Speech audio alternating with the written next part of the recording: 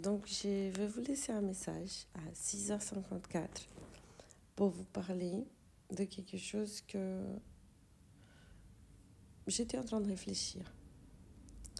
Donc, quand vous marchez, vous avez votre pied qui frissonne avec le sol. Si votre pied ne frissonnait pas avec le sol, s'il n'y avait pas un petit conflit entre le sol et le pied, vous glisserez. Parce que ce que vous fait arrêter le pied au sol, c'est quand votre pied il arrive à se poser. Mais s'il n'y a pas d'obstacles, des petites pierres qui s'accrochent, d'un frissonnement, un petit conflit entre le sol et le pied, vous glissez. C'est quand il y a de la neige. Et on dit que la neige, elle est parfaite. Où je veux arriver avec cette pensée? On n'a pas besoin d'être parfait dans nos relations. On a besoin tout simplement de comprendre que des fois le conflit il est nécessaire pour qu'on reste debout, pour qu'on ne glisse pas.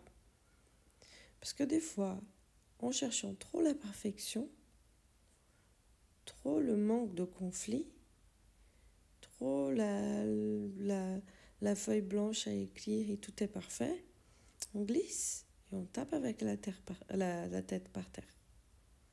Et ça fait mal. Vous voyez, ça fait mal à la tête. C'est très symbolique.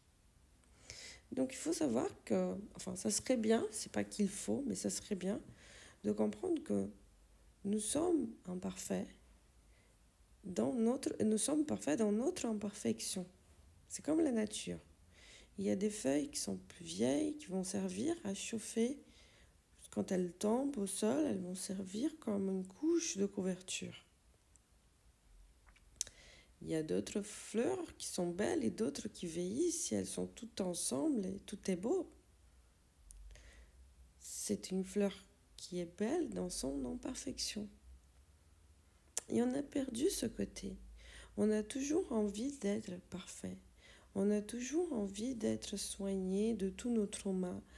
On a toujours envie d'être le meilleur pour l'autre. Et puis, quand on voit un défaut chez l'autre, on veut tout de suite l'aider à guérir ce conflit en lui-même, sans avoir vécu son conflit, sans avoir vécu sa vie. On a tellement de choses déjà à guérir en nous-mêmes. Pourquoi aller voir chez l'autre ce qu'il doit guérir?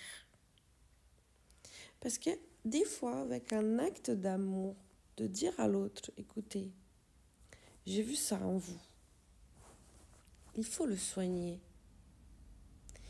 Peut-être que vous êtes en train de mettre un couteau dans une blessure ouverte. Peut-être que la personne, elle n'a pas envie de guérir. Peut-être que la personne, elle a tout simplement mis un masque pour pouvoir supporter cette blessure. Et vous voyez cette blessure. Et vous essayez de lui montrer, votre blessure est ouverte. Mais sachez que on n'arrive pas à voir chez l'autre ce qu'il n'y a pas en nous. C'est-à-dire qu'avant qu'on puisse avoir la prétention de guérir la blessure de quelqu'un, il faudrait avoir une vie irréprochable, sans aucune blessure. Et c'est pas possible. Parce que quand on a guéri tout, on passe à un autre degré d'évolution. Et on va vers un autre plan. Vous voyez ce que je veux dire? Je ne dis pas qu'il ne faut pas se guérir pour ne pas mourir, bien sûr que non. Mais c'est comme une spirale. Et à partir du moment qu'on guérit vraiment, on sait que l'autre, il va guérir à sa façon. On sait que ça ne sert à rien que j'appuie sur la blessure de l'autre pour lui dire qu'il faut qu'il guérisse. Parce qu'en fait, quand vous faites ça, vous êtes en train de dire à vous-même, comme ça, il faut que tu guérisses. Je ne sais pas si vous m'avez compris, mais c'était le message du matin. C'est 7h du matin et je vous souhaite une superbe journée. Je voudrais juste laisser ce petit message. pour vous faire part de mes réflexions. Je vous embrasse fort.